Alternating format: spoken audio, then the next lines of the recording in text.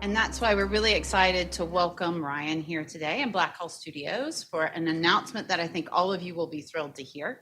So I'm going to welcome Ryan up to come. Good to see you. Well, I thank you guys for being here today. We're not going to stay a long time, but it's important that we get together because I want to be able to announce that we're going to start a streaming service here in Atlanta called Blackhall Americana. And Blackhall Americana is really focused on action-adventure in its television streaming and action-adventure in the film. Everything is going to be released on the streaming service itself, so it'll be exclusive content. It's going to take us about a year to make the content, and we will stream our first content in Q1 of 2023. The reason we can do this in Georgia is because there's so many qualified bodies that can help us make this content. There's so much quality infrastructure that allows us to be in a position to be able to launch a company like this and have it based here in Georgia. We couldn't have done this 15 years ago. Really, it's only been 7-8 years that Netflix showed us that you can totally disintermediate the Hollywood distribution model and still have success as an entertainment company. 7-8 years ago, we wouldn't have had enough trained bodies in the state of Georgia to make the kind of content that we want to make. Thankfully, Disney's been here making a lot of content. Sony's been here, Warner Brothers, Netflix, Amazon. All of the major production companies have been in Georgia now for almost 2 decades, but really in earnest in the last decade. And that decade of production has trained a workforce for us that puts us in a place where we're now ready to have our own production companies, have our own streaming service, have our own capital, and be able to utilize all of this wonderful infrastructure. So that's what we're endeavoring to do. What'll happen over the next, hopefully 7 years, we follow a trajectory that's like Netflix. So 8 years ago, Netflix didn't make any content. And they took a big risk, and they made House of Cards and Orange is the New Black. And that really launched them and put them on a trajectory that today they make $15 billion a year worth of content. So we're starting from zero, and our hope is that in 7 years we're making $4 billion a year worth of content, which $4 billion is the amount that was made in Georgia last year by all the production companies who came to visit us to use Georgia as a manufacturing hub. So I think that growth is achievable. We're going to start out by raising about $300 million. I think that'll take us until the first quarter of next year. We'll then start production, and we'll be ready to stream our first content in the first quarter of 2023. So with that, I think we'll open it up to questions, but I think that's a pretty good foundation for you guys. Okay, we can take questions from the audience or the media, and if you don't have any, I will get started, and you can chip in along the way. Ryan, this is your first new venture since you sold the studios. Why have it be a streaming service? Well, I'm an entrepreneurial personality, and I'm looking for opportunities in whatever industry I'm working in. And Blackhall Studios really gave me a foundation to spend 6 years on the inside of Hollywood, watching it from the inside out. And I just see a tremendous opportunity to deliver in the action-adventure space to meet, I think, a latent demand that's not understood and not enough supply of that kind of content. So it's really a market play. It's really an opportunistic play in looking at this moment in time where for 100 years Hollywood totally had a stranglehold on distribution, and now the internet and Netflix has changed that. And so we're not dependent on going through Hollywood to be able to distribute content anymore. And that creates a massive opportunity for a disruptive entrepreneur. Is there room for another streaming service in the marketplace? Yeah, absolutely. I mean, if you look at the streaming services today, they're all located in the same geography, right? These are all California companies. Oftentimes they're hiring back and forth amongst themselves. And so culturally they start to blend together in a way that I think has them really focus on particular genres of content while ignoring other genres of content. And so that creates an opportunity in the marketplace to go and meet demand that's unmet. Sir, what exactly is going to separate Blackhall Americana from someplace like Netflix? How is it going to be different? Well, the ways that it's going to be different is when you think about the entertainment landscape today, there's a lot of philosophy involved. There's a lot of sociology involved. There's a lot of politics involved. I mean, the things that Netflix is facing right now, an entertainment company is being, given a really hard time about the kind of content they're creating, right? So I think that there's the primary thing that we're going to do that's different is we're going to not allow philosophy, sociology, and politics to be the driver of what we're making. We're going to focus purely on old school, just entertainment that is intended to be a mind break, an opportunity to really just indulge and check out and enjoy. And I think some of that that kind of entertainment is not being focused on today.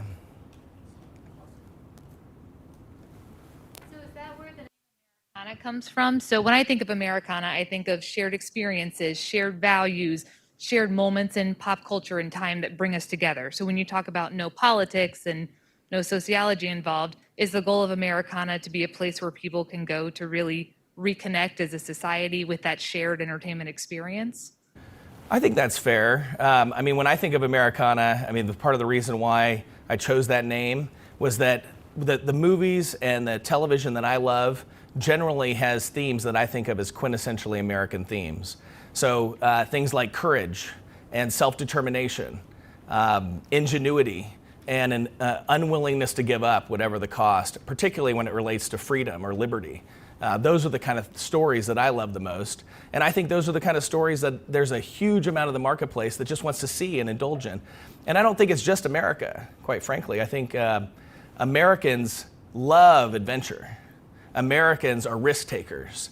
And not only do Americans love to see stories about adventure and risk taking, the rest of the world, I think, secretly loves it most when Americans embrace their adventure.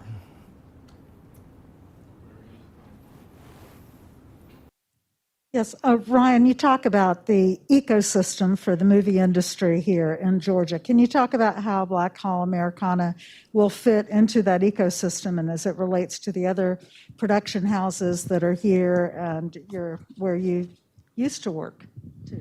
Yeah, so, in Georgia right now, primarily we are a manufacturing hub for entertainment. So all of the studios, Trilith, Tyler Perry, Screen Gems, Third Rail, Atlanta Metro, the list goes on, right? All of these facilities. These facilities are places where you can go as a producer and make your content. But the only way that content's being made is if somebody's funding it. And right now, all of that money comes from California. So the California money decides what's going to be made.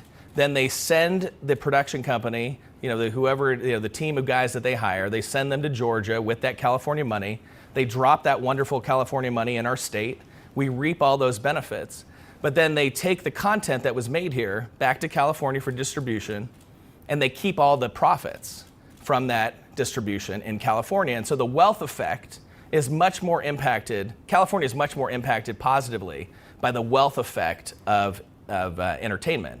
Whereas Georgia, our effect economically is positive, but it's just not nearly the same kind of multiples that they get in California from that wealth effect. And so when you think about the idea that the physical studios, like Blackhall Studios that I built and sold, that's a physical space where anybody can come and rent it and make that money.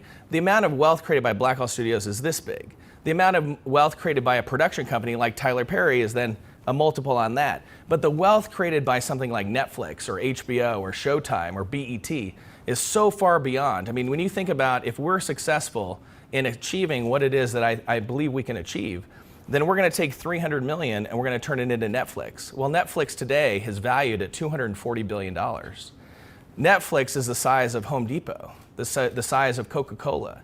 And when you think of the impact that Coca-Cola or Home Depot has had on the state of Georgia, it's astronomical. That kind of wealth effect is what builds universities. That kind of wealth effect is what creates infrastructure. That kind of wealth effect is what allows for professional sports, right? It's the kind of wealth effect that actually makes you an international city like we are today in Atlanta.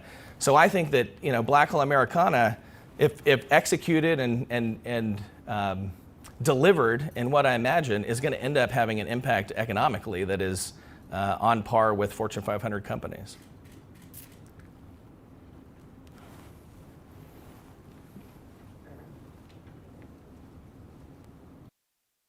So one of the big problems that Georgia has is there's a brain drain of talent towards California, and there's traditionally there have been less opportunities here in Georgia. So what kind of opportunities do you feel that you're going to be able to generate to keep people working in Georgia? Well, when you think back to the ecosystem, the way that entertainment starts out is in development. And development has to do with cultivating ideas. And the way you cultivate those ideas is you first tease them out to a level where you could then write about them on further detail, and then you might hire writers to write a pilot for a show, or you might hire a writer to write a script for a movie. Those writers largely live in California, and they live there because that's where the money is that will pay them to do this kind of work. Once you have that content developed, now you have to start packaging it, right? So you need to attach directors and producers and actors. Well, they all live in California because the people that are packaging, oftentimes the agents or the managers of the production companies, when they're packaging, they want to talk to these people. So they live in an ecosystem where they can talk to each other and meet and greet and put deals together. Once those deals are put together and something gets greenlit, well, then it gets shipped to wherever for manufacturing. But that manufacturing only takes place because something was bundled, something was packaged. And so as we bring capital into this ecosystem on the entertainment side, then we create the environment where agents have something to do, writers have something to do, executive producers, guys who are developing all of this content have something to do here. Whereas right now, because there's almost no capital that's investing on scale into entertainment, this is not a great home for all of that part of the ecosystem. Additionally, on the post-production, which is something I know we want to do more of in Georgia, the post-production, but oftentimes the post-production stays wherever the money is because the money wants to see that post-production through and wants to see the final product. And so oftentimes the product is brought back to California in this case. Whereas here, when Blackhall Americana is based here in Georgia, then we'll have a reason for all of that post-production to also base itself here. And so I think you get a massive development on the pre-production side and massive development on the post-production side. And wonderfully, we already have the infrastructure and the trained bodies for the actual physical production side. The Netflix founder has made it clear that he considers video games to be his primary competition now. And Netflix is investing a great deal of money now in their own gaming division. How long till we get that announcement from Blackhall Americana? Well, you can only bite off so many things at a time. And so while I too believe that there's a huge opportunity in the gaming world, we're not in that position. We're not in the position to comment yet as to when we could ever get into gaming. There's certainly a lot of talent here for it, so that's wonderful. So going forward, assuming your projections are accurate, how do you, when you get to that size and society has its effect, how do you sidestep the issues that you were talking about earlier that Netflix has to avoid the political? Well, I think you just have to embrace the fact that if you're going to create an ecosystem where you let creatives run free and really stretch their legs, they're going to have some issues. And you have to decide whether or not you're going to be a police force on your creatives or whether or not you're going to let your creatives exercise their imagination. And I think part of the big opportunity is that Hollywood today has chosen to not necessarily let their creatives run free and use all of their imagination. And that's actually frustrating to a lot of creatives. I get a lot of calls from friends who are writers, directors, producers about all the layers of bureaucracy that they face today. And this is where opportunity is often born in industry. When bureaucracy builds up, then there's opportunity to then create a world where there's less bureaucracy and attract that talent. And so I think from the beginning, we just have to take the position that we're not in charge of all our creatives, and that we actually want to know what the creatives think and what they want to express, and we're going to let them do that. If you're going to focus on original content, is there going to be a library of existing content as well? Well, out of the gate, we're not going to have any library. I'm not going to say that we might never buy some library or lease some library. But our goal, and our thesis behind this, is that all of the streaming companies were largely built by a handful of great shows. So just even though Netflix today makes $15 billion a year worth of content, I really think that Netflix was built on 4 great shows. Now, I have friends who wrote other shows who always argue with me about this, but I think the 4 shows that really built Netflix were House of Cards, Orange is the New Black, Stranger Things, and Ozark. I think that that's why I still keep my Netflix subscription, is because of Ozark. Like, I want to see the next season of that. And I think there's a lot of people like that they may watch the stuff in between, but I think it's really the core stuff that keeps us. I kept my HBO subscription for a long time because of Game of Thrones. I wasn't sure why I kept it other than that. I mean, there's some other great shows on HBO, but I was watching them incidentally while I waited for the next installment of Game of Thrones. I think if you go through and you analyze the reasons why you collectively subscribe to different streaming services, it's often for these 1 or 2 shows that you love the most. And so I think that we can, even without a big library, come out of the gate, and as long as we make great content that's compelling for people, we don't have to make a lot of it, and we can have a lot of success. Isn't action adventure kind of a niche genre? Can you attract a broad audience with a niche genre? I mean, it is a niche genre, but at the same time, if you look back at like the highest grossing films of all time, most of them are action adventure. I think that it's an underserved niche. I think that there's a huge amount of the population that would like to watch action adventure all the time. And I know I'm one of those. Like, if I could watch Rambo and Commando and Platoon and all of these, genres that are everything from pure military to John Wick, I'd watch a lot more of that. But if you start watching that, you run out of content real fast. And so I don't think I'm the only one who feels that way. And so I think that's where the opportunity is born. It's interesting you say that. I think of, there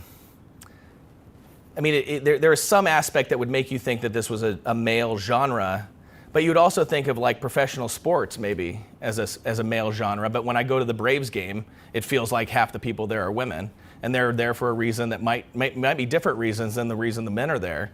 But I think this kind of content's the same. I think action adventure is something that's broadly appealing both to men and women. So I don't think it's limited.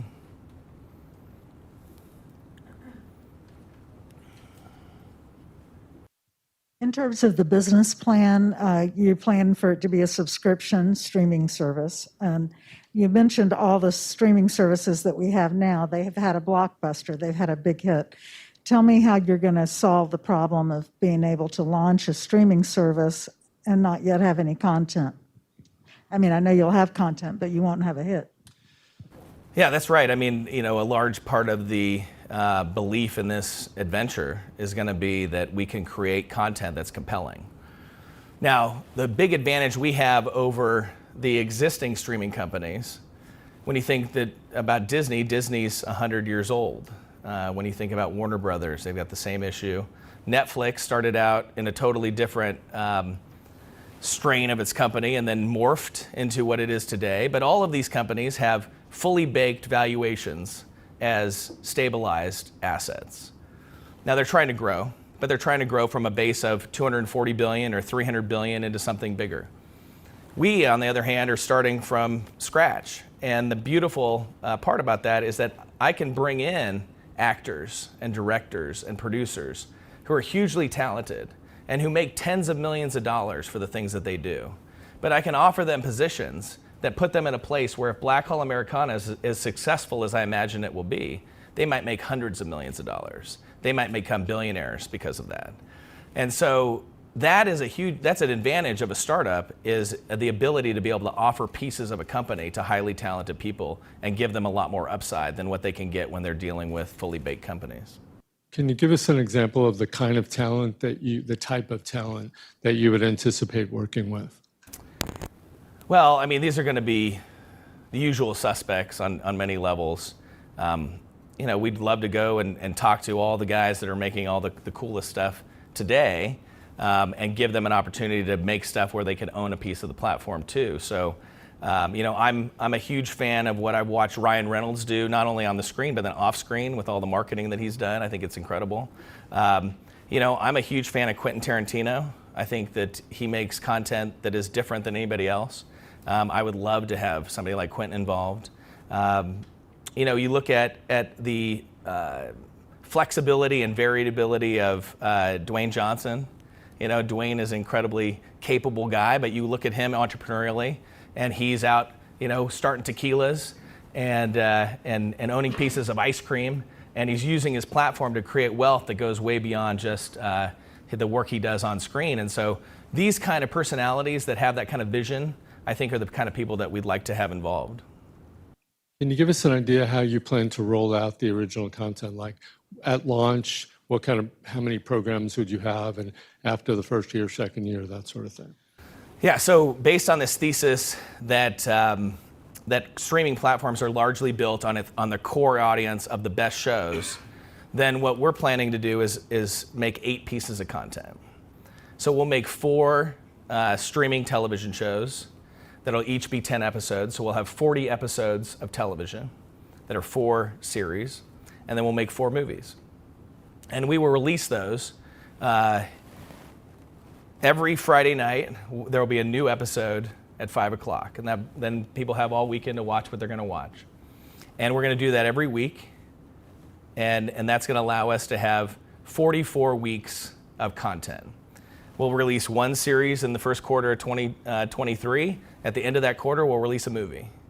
And then we'll do the same thing again. And we'll do that 4 times. And at the end of that, we need to end up with a minimum of 2 million subscribers. And that would let us do that perpetually if we had 2 million subscribers. Now, I believe we're going to blow right through 2 million subscribers. And if we get to 5 million, we're in a really, really great spot. If we get to 10 million, we might think about going public, because at 10 million subscribers, which is not a lot of bodies really, that's over $1 billion in revenue, and it puts us in a place where then we could just decide how quickly we wanted to grow from there. AT&T decided to spin off Warner Media and merge with Discovery. Isn't that a sign that a streaming service, even for a big company like that, can end in failure? Well, there's no doubt that anytime you undertake something new, and you undertake something that's big, and you undertake any sort of adventure that has risk, then you can end in failure. And so this is no different. At the same time, I think that in a world where entertainment as we know it is 100 years old, you have to look at a world where really all the original entrepreneurs are dead. And so now all of the companies are run by managers that have inherited those keys one generation after the next. And in environments like this, there's always opportunity for massive disruption. And we've seen that in the automobile industry. We look at the tech industry today, and it's thriving and it's innovative. But that's because all the original entrepreneurs are still alive and they have lots of money. And so they can throw money at things in a visionary way that is different than other industries that have lost, that the entrepreneurs are dead. So what I see with that kind of a merger is that big bureaucratic institutions have a hard time being nimble enough to create new opportunities like this in a scalable way. And so that's where a lot of the opportunity for this is born, is from bureaucratic failure. Do you have any other questions from the audience? Do you know how much you plan to charge per month? Have you nailed it? Yeah, we're going to charge $9.99. We think it's kind of a standard rate, and I think it's the kind of rate that people can feel really good about what they're getting in return.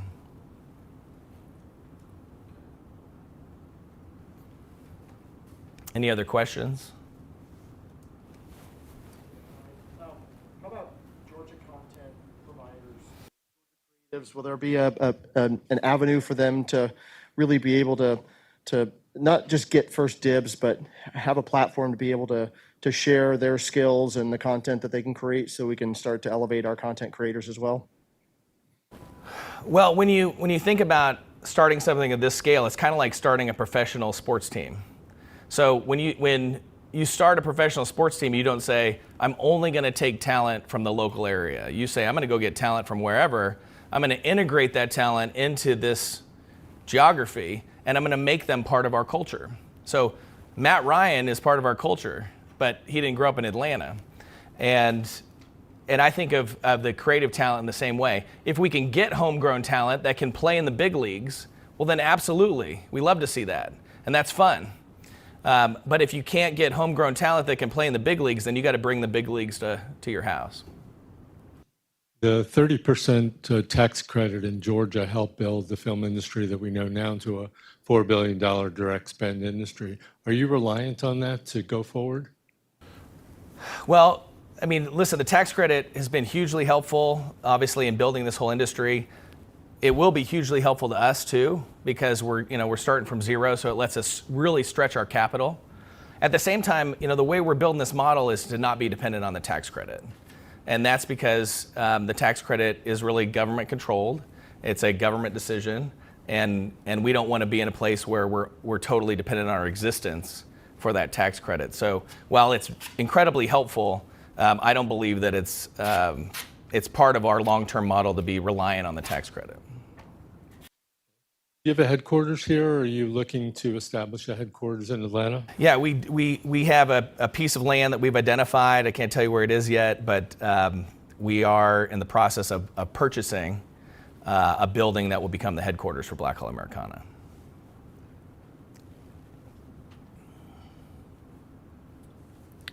Other questions? How many jobs, corporate-wise, at your brick-and-mortar building do you think it'll build for the Georgia economy? Well, you want to break it down into two groups. You got your pre-production, kind of permanent jobs that people come to the same office all the time. I think out of the gate, in the first year, we probably end up with about 100 of those, right? Maybe 100 be the max. Over time, that's going to grow. So you think about like Netflix headquarters in LA, it's 10,000 people plus. On the production side, every production you make takes about 300 bodies to make a television show or a movie. And so if we're making 8, then that first year we're going to employ probably about 2,500 people. But then when you think about our growth, right, if we're going from making 250 million of content in year 1 to twice that, to twice that, to twice that, pretty quickly you're employing tens of thousands of production jobs. The 300 million that you plan to raise, why that figure, and what if you fall short of 300 million? So, 300 million is the number that we know is a great number for us to be able to have plenty of money for overhead, plenty of money for marketing, and enough money to make high quality programming for 8 big programs. We could bootstrap it at about 200 million. So 200 million is kind of our minimum to make it go. My guess is it's actually going to get oversubscribed, so we'll probably end up with a little bit more than 300. But 300 is a great number to come out of the gate and know that we can do everything we want to do. Good. Sir? Do you think in maybe the waning era of COVID, it'd be harder to raise, or maybe that would actually have a reverse effect and be easier to get subscribers to get this off the ground? I think this is COVID indifferent, actually. I mean, certainly COVID's been an incredible time for entertainment, driving entertainment forward, a lot of entertainment spend. I mean, basically every soundstage in the English-speaking world is full right now with people making content. But because we're playing into a niche that I think is massively underserved, I think that was true before COVID. And while I wasn't in a position to go try to meet that demand because I had other obligations, I had other endeavors, post the sale of the physical studio, it really frees me up to then go chase this niche and meet the demand that I see in the world on a scale that I think is pretty cool. Do we have any other questions? Okay, I want to thank everyone for attending. Thanks to everyone watching on live stream, and have a great day. Thank you guys for coming.